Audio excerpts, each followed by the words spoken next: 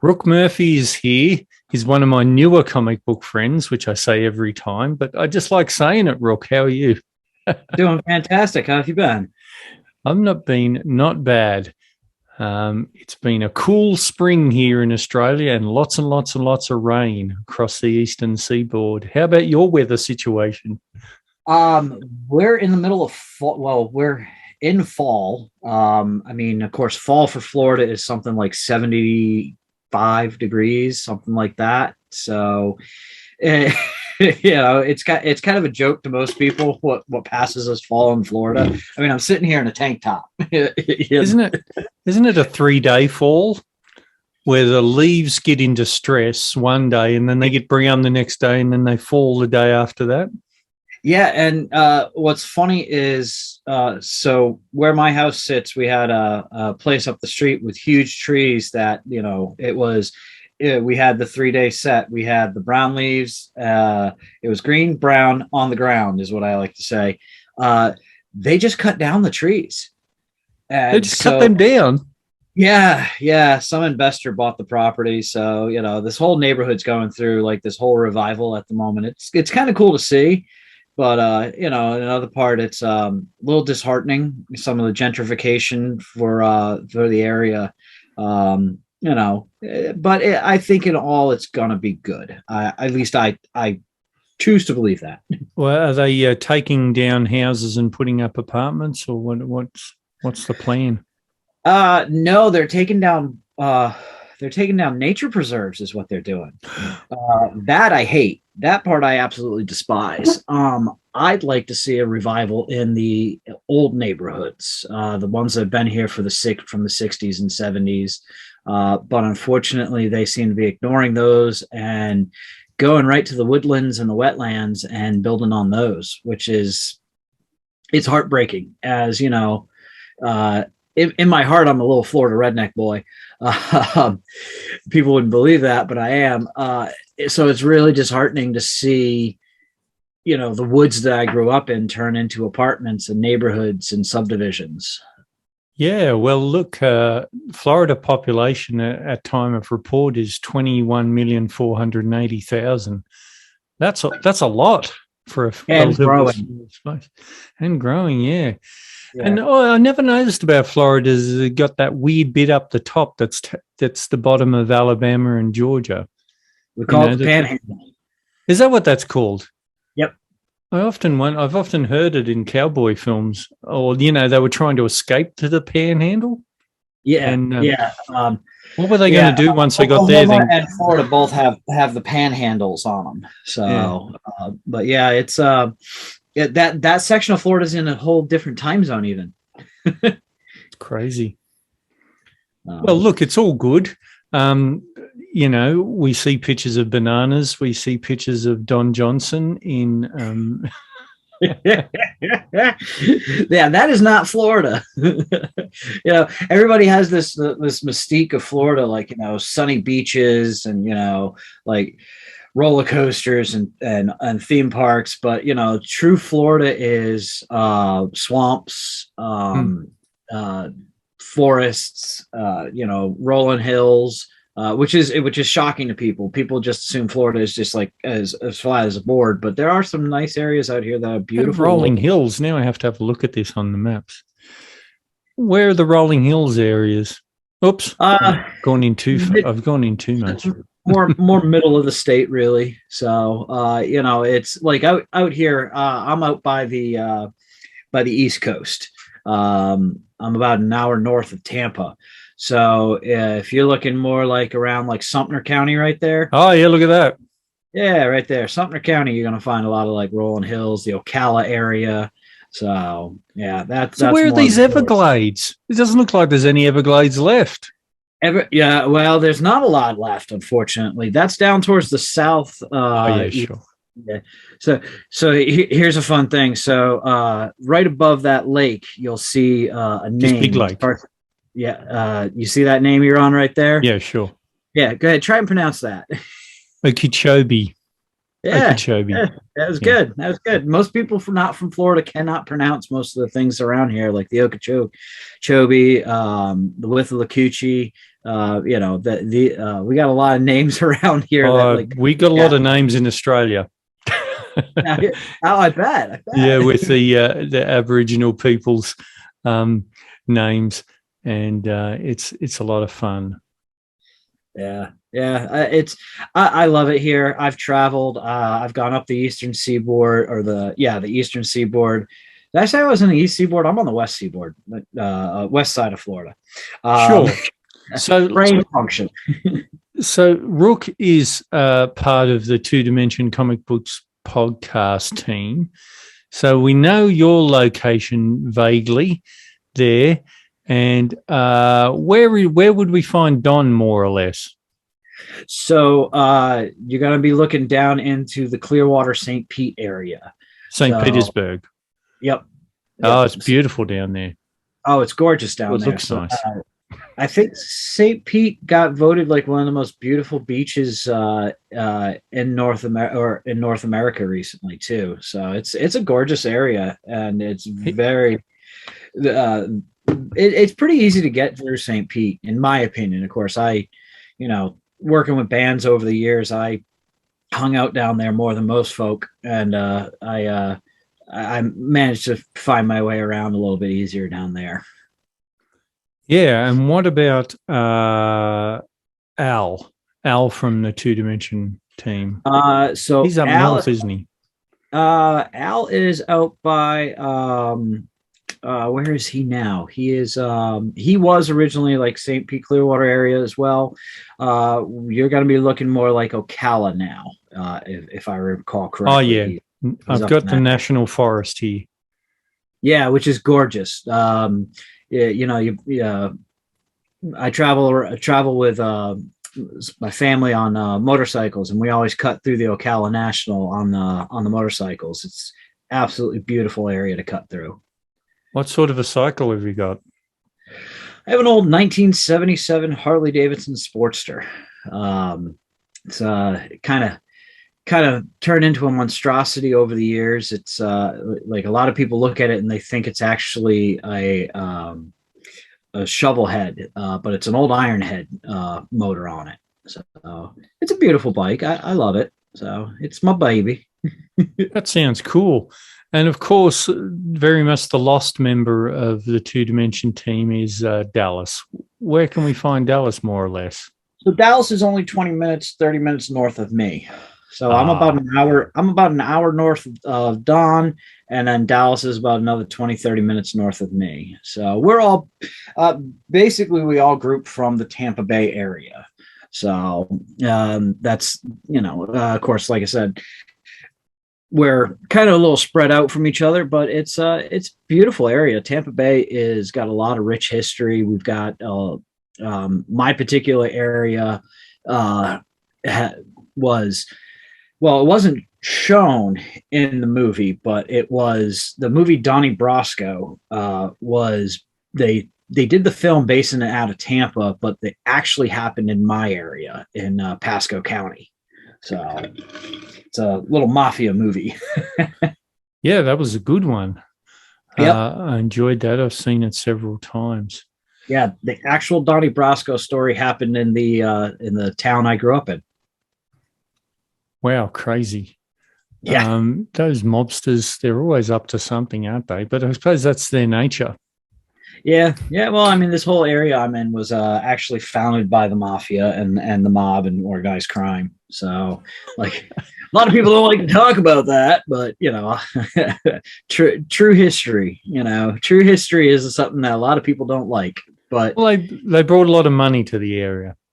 Oh yeah, they did. I mean, the area I live in, Johnny Cash had a house here. Shirley Temple had a house here. We've had a lot of death metal bands come out of this area over the years. So there's a lot of fun things happening in this area that people usually aren't aware of. And so, are you saying that Florida's full? Yes, Florida is full. Please don't come here. Come on vacation. We want your vacation money. We don't want y'all moving here. Yeah, it's looking pretty full. Where other states in America? They don't have the climate, but you look at your Wyomings, you might look at your Montanas and stuff like that, and they've got hardly any people, 5 or 6 million or something like that. Idaho was another good one to mention. Yeah, it's wild how in North America, in the United States, the way the settlement is.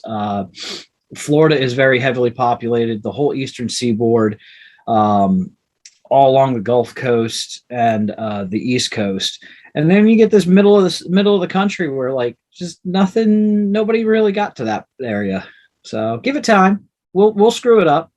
I think with not people realizing that they don't need to go into the office, maybe you guys will start to spread out a bit. With COVID. Yeah, that'd be nice. That'd be nice. Oh, look, there's a lot of interesting stuff in the middle there. You got Kansas, you got Oklahoma, you got New Mexico, which is almost a square, which is, you don't find that about a lot of states. Yeah. Yeah. Well, and New Mexico, you'll find New Mexico and Arizona is like Florida's a big retirement state. You'll find the same thing with New Mexico and Arizona as well. A lot of people like to retire to those states.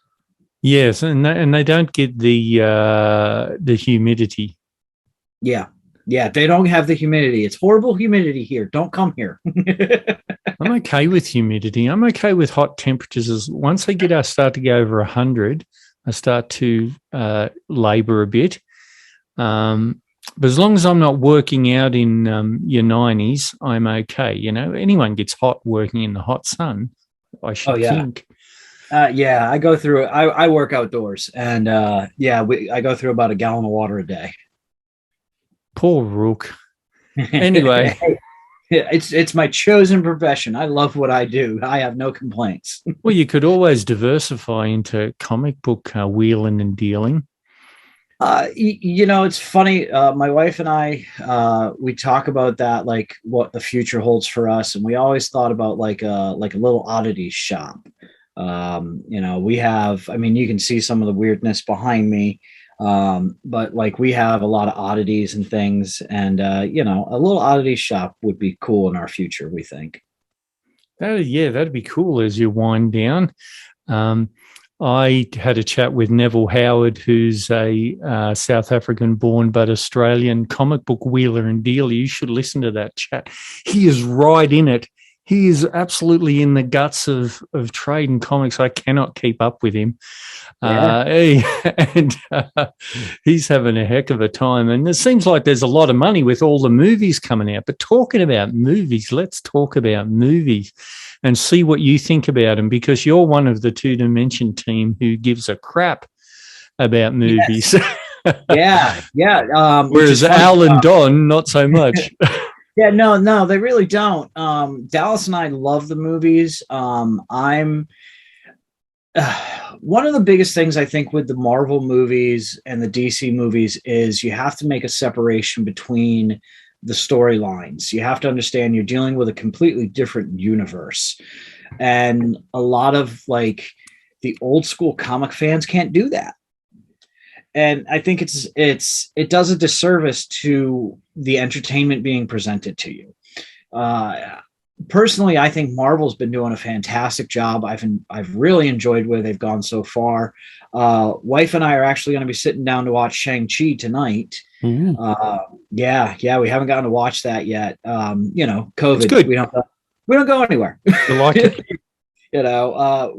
We have not been to a movie theater in 2 years or more. Ghostbusters has me kind of thinking about it. I'll be honest. I'm thinking about it with Ghostbusters, but I'm just not really.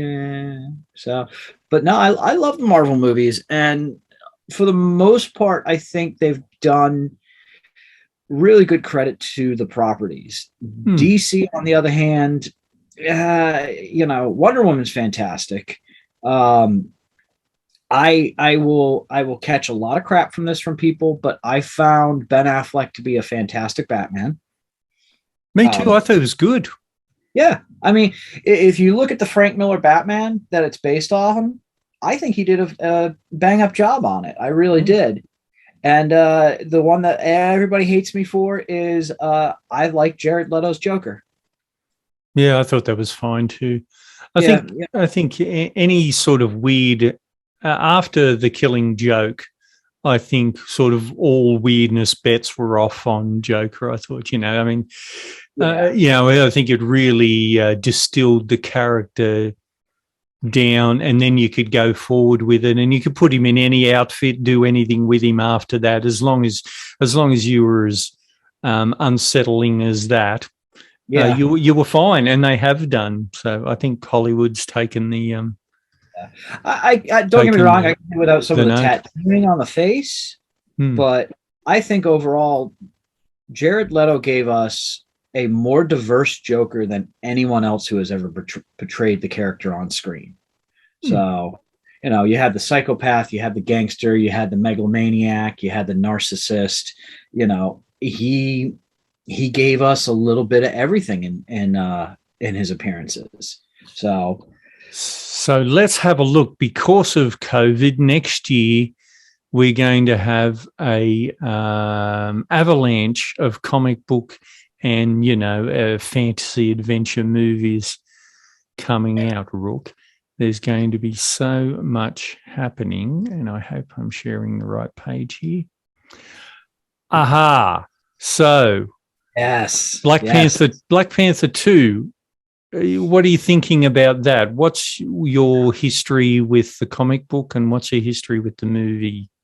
So, Black Panther, of course, did multiple guest appearances in books I've read over the past. It wasn't a character I was deeply into personally. I thought he was a cool character. It was nothing that ever sparked my imagination. The movie I thought was absolutely just fantastic. I mean, what a strong cast.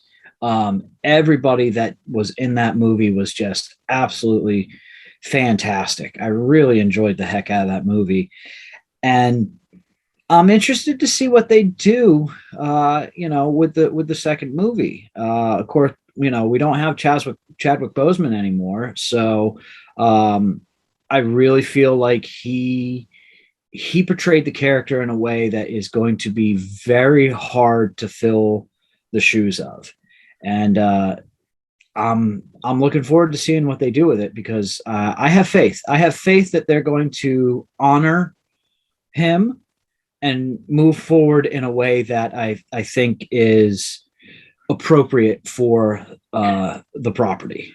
Absolutely. It's Chadwick's demise, death, sad, and nothing that we ever wanted to happen. But yes, they'll honour him, and they'll do a good job on that, I reckon. Yeah. Moving on to Thor. Do you care about Thor? Thor, one of my least liked comic book characters, but Oh, you can't man. not like the movies, I suppose. So I started picking up Thor when Jason Aaron did the God Butcher run. Prior to that, he was just like this cartoony version of the Norse mythology character to me. Hmm.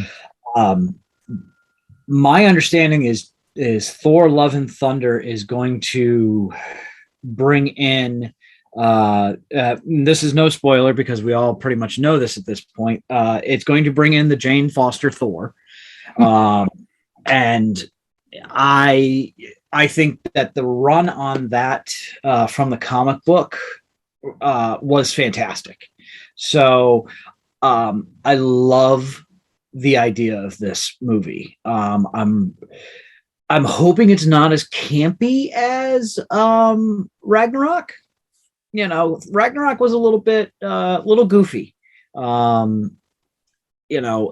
mean, don't get me wrong. Ragnarok, I think, was a fantastic movie for what it was, especially considering in the background we got to see so much artwork from the 60s and 70s come to life. But I'm hoping Love and Thunder is going to be really just kind of just this bang up, action flick that I hope that I'm expecting it to be. So Yeah, and look, Rusty Crowe's got a spot. So we got an yeah, Aussie in there. And I just don't know about Natalie Portman as an action hero. She is 5'1.5" and 100 pounds. So Yeah, look, I'm but not. remember, we all said the same thing when Michael Keaton got cast as Batman. Oh yeah, I Like suppose. we all looked at that like Michael Keaton, huh? And I You know? suppose Scarlett Johansson is about the same size, give or take a couple of pounds. Yeah, she might be, and I mean, she did a fantastic job. But Absolutely. with Thor, I mean, you got to look like I think it's more about the costuming, than anything else. So, long as the costuming is in line, I think we'll see where the ride takes us from there. I predict Now she's this going to be. next, I predict she's going to be a bit tired by the end of the day. yeah, Uh, yeah. now the Batman. Could we care about that? Oh man, I don't know. What are you thinking on this? What Well, like? I don't mind him as an actor. Um, I think he's an all right actor, and but he looks once again in this battle armor picture we're looking at here, just from the internet for the people just listening. He looks very stiff, and I Yeah, don't know. It yeah, it looks a bit George Clooney all over again. yeah, yeah. So here's the thing, okay? Um, Robert Patterson, to me, I don't find him to be that intriguing of an actor. Um, I'm not real keen on the. I'm not real keen on the idea of the Bruce Wayne scenes. Um, the armor, the bat suit looks interesting. Like you said, it does look stiff. Like which Batman was it? I think it was the first two where they complained that like the actors couldn't turn their heads, like the whole Yeah. thing, like shoulders, in order to turn the head. Um, it looks a little more. It looks a little more like that than what we saw in the last Batman franchise. So, I personally think that the Riddler looks wild for this. Riddler has more of like this psychopath serial killer look to him, which is interesting to me. A Batman movie is a Batman movie. You really can't screw it up that bad. No, I don't think Batman should need any armor, really, if he's being Batman, if he's being Bat Armor Man.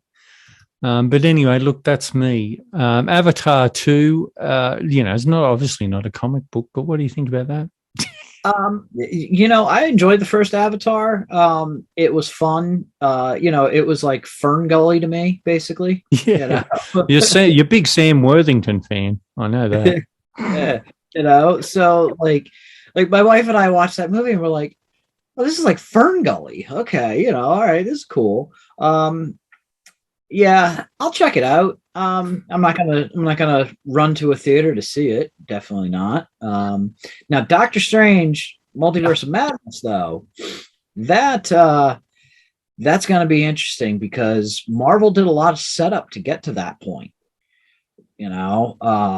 The Where are you Marvel. with the comic book, first of all? Oh, well, Doctor Strange was always a big crossover character in the Ghost Rider storylines. The Midnight Suns, SONS, not SUNS, like the new video game is.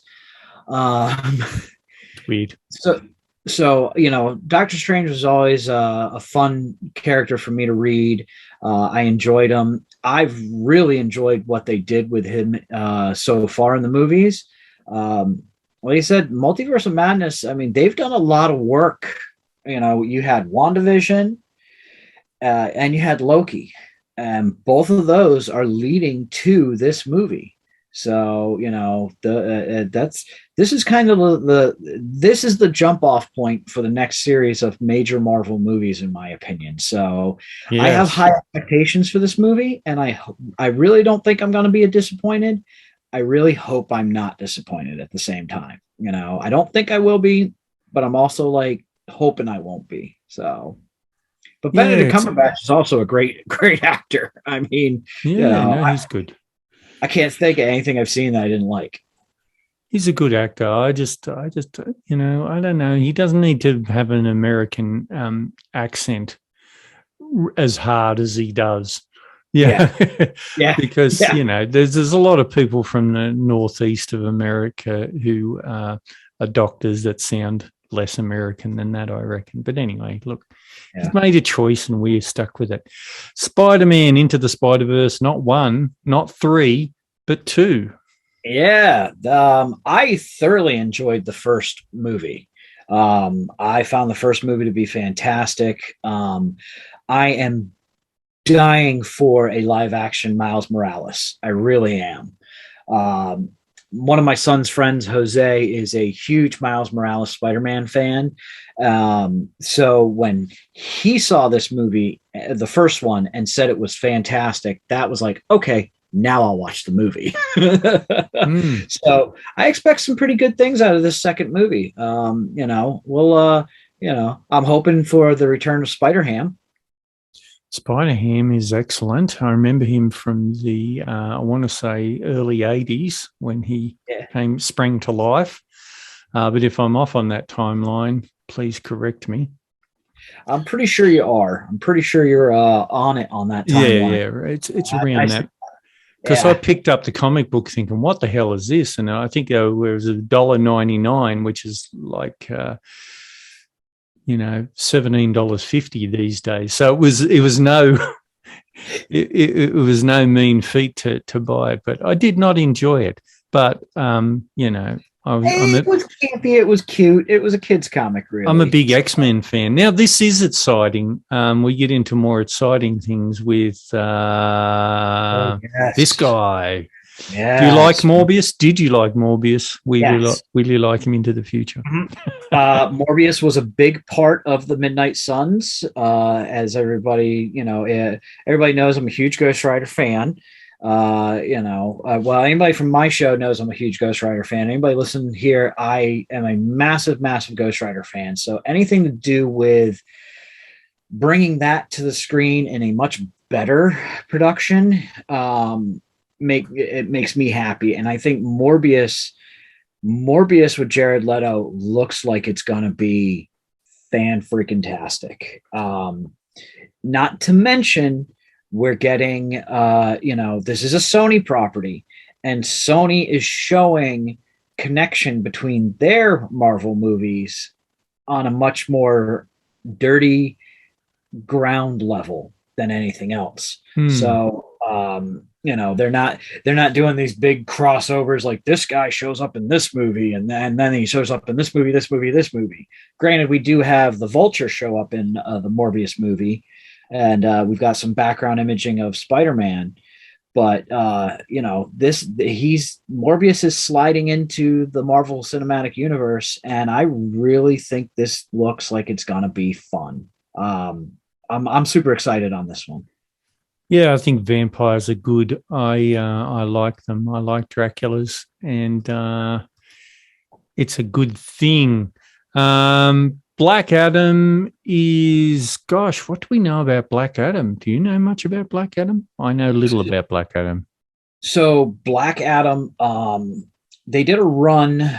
Oh, I want to say between 5 and 10 years ago. Black Adam, and DC did a fantastic job. I thoroughly enjoyed the Black Adam comic book when it first got talked about.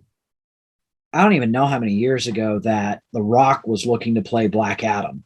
I immediately just went, yes, done. I will accept no one else now. So, I've watched the trailer. I've watched a lot of the setup stuff. The Rock himself has teased a lot of stuff on his Instagram about it. The man is passionate about this project, which I think lends even more to the fact that I'm looking forward to this movie hitting the theaters. When an actor is so passionate about a piece, it really gives you a lot of hope. and I really think that this is going to be a cool movie. It's going to be dark. It's going to be very dark. And I have again high hopes for the Black Adam movie. I'm also going to be extremely critical. yeah. Get stuck into it. Don't let them off the hook, Rook. Yeah. Well, like Nicolas Cage claimed to be a giant Ghost Rider fan, and then he handed us those complete hunks of crap Ghost Rider movies. So I had a lot of trouble connecting with them. I had a lot of trouble connecting with Nick Cage.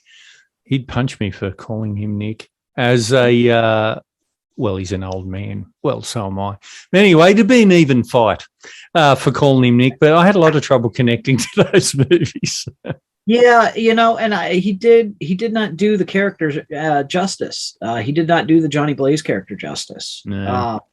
The Ghost Rider look and design was perfectly fine in that, but he didn't do the character justice, which that's what I'm looking for from The Rock with the Black Adam movie. I'm looking for him to do the character justice, Hey, I don't care much about Black Adam. I'm looking forward to caring about now Aquaman 2. Oh, there's a lot of baggage for this movie. Having Johnny Depp's ex in the movie with some of the horrid things that have come out about her. I'm looking forward to the movie because Jason Momoa while Jason Momoa plays pretty much the same character in every movie he's ever done. Yeah. I still like him. I don't know. I don't care. The man has no neck. The man's a monstrously he's huge. He's just a head on shoulders. Here's the proof. I think he might be taller than Don, which is saying something. Really, is he that tall? Yeah, Don is tall. Now Don we got it. Oh, I know Don's tall. I just don't know how well. I think Momoa is pretty tall as well. Yeah, let's find out. Yeah, let's find out. That'll be easy. That'll be an easy call. Height, 1.93. No, he's only 6'4". Really? Yes. Okay. Look, that's right. What but still, that's pretty tall. As far as white folks go. Oh, I'm also only 5'6", so everybody's tall to me. I'm only 5'10", so I'm very average. I was considered tall as a young person, but with nutrition and everything these days, kids sprouting up all over the place. Anyway, look, not that I'm bitter about it, even though I do mention it.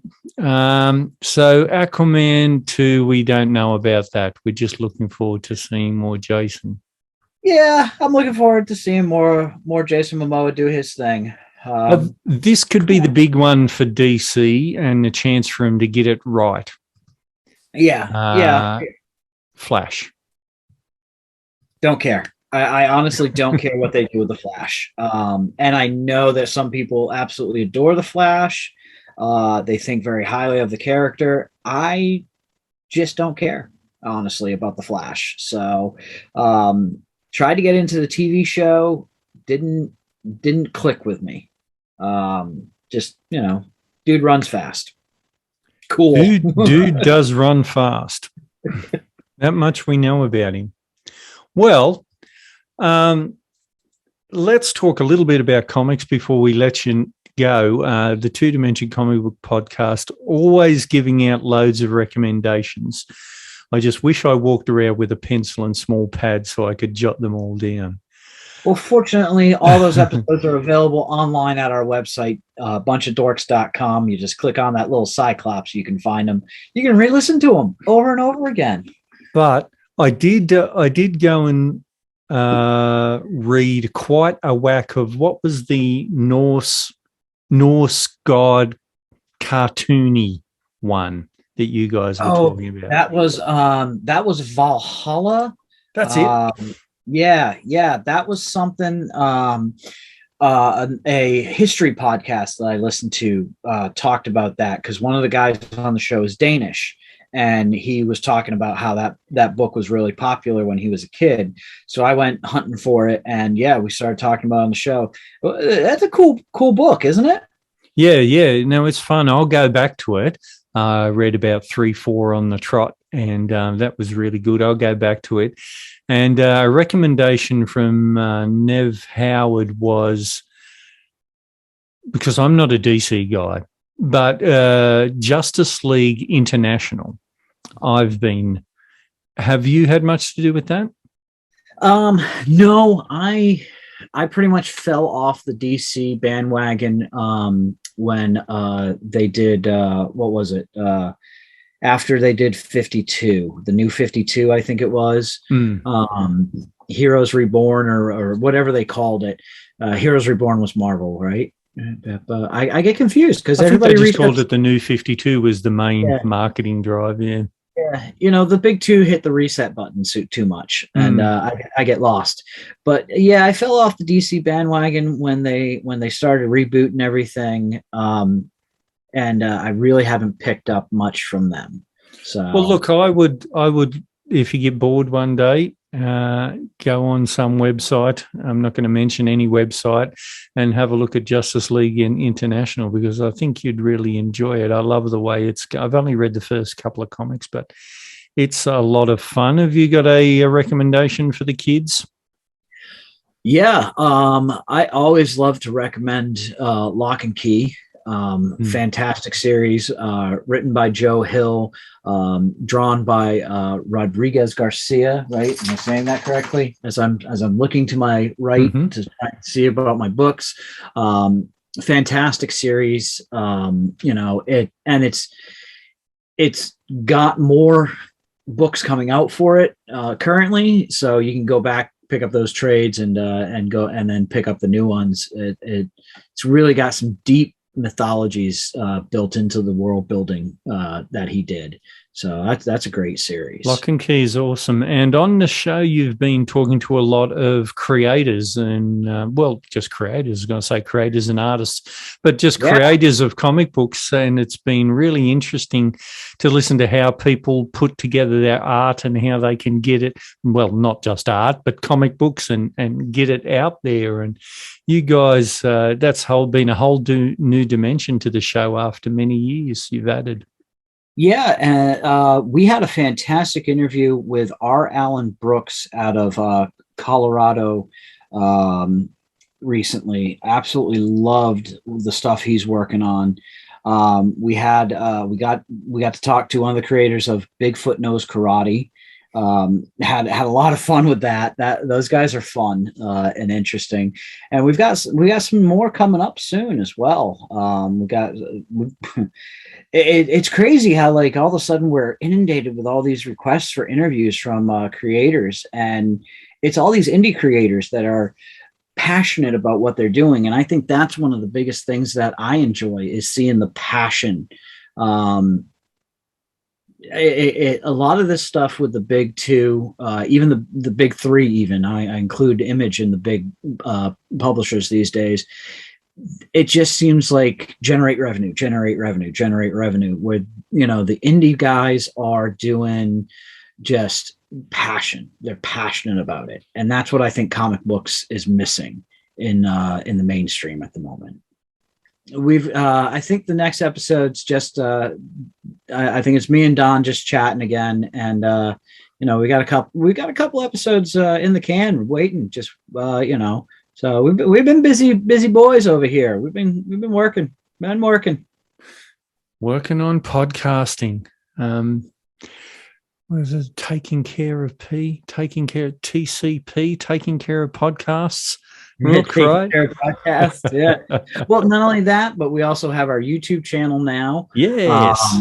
Dallas is doing his Pullapalooza videos. I'm going to be transferring my In the Collection videos to our YouTube page.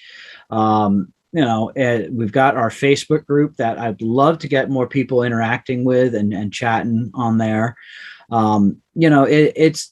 It's just, we want to create a community where people are passionate about what this hobby, what this life is like, and if you're not passionate about it, if you don't love what you're collecting, then why are you doing it? That's absolutely right. Well said, Rook Murphy. Thanks for joining. We'll catch you another day. Hey, my And pleasure. yeah, we had fun.